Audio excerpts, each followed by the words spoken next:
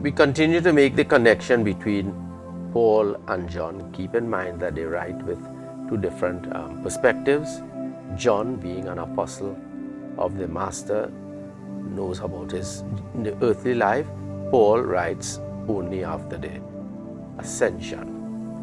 But for Paul and John, the incarnation of Jesus, his death on the cross, were high expressions of God's love. So the incarnation, the death on the cross, are great expressions of God's love. However, between the incarnation and the death of Jesus lies his public ministry. So I hope you all are seeing a kind of a picture emerging. Paul and John talk about the incarnation, the death on the cross. But what happens between the incarnation and the death is public ministry, and that is where Luke the evangelist speaks about God's love through the medium of the public life of Jesus.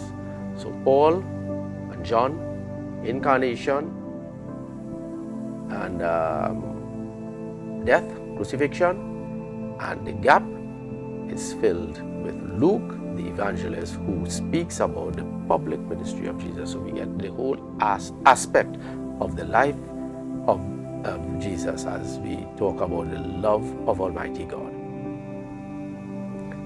Luke the evangelist strongly emphasizes Christ's mercy and compassion. So Paul and John, they see obedience as a central theme.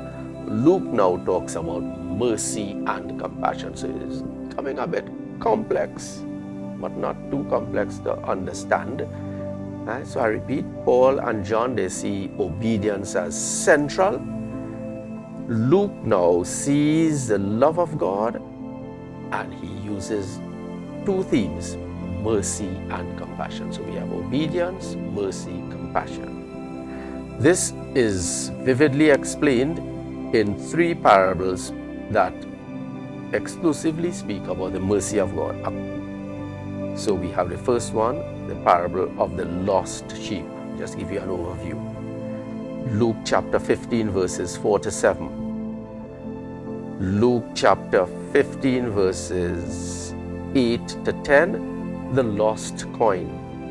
Then Luke chapter 15 verses 11 and following, the lost son. So we could say in Luke chapter 15, we get the three important parables. That the first one speaks about the lost sheep. The second one, the lost coin. The third one, the lost son. And three of them have a central theme, the word lost. The first two parables follow a similar pattern: lost, search, recovery, joy, and invitation into joy. The third, however, introduces two new dimensions: the lost sheep, conversion, and exuberant welcome by the Father.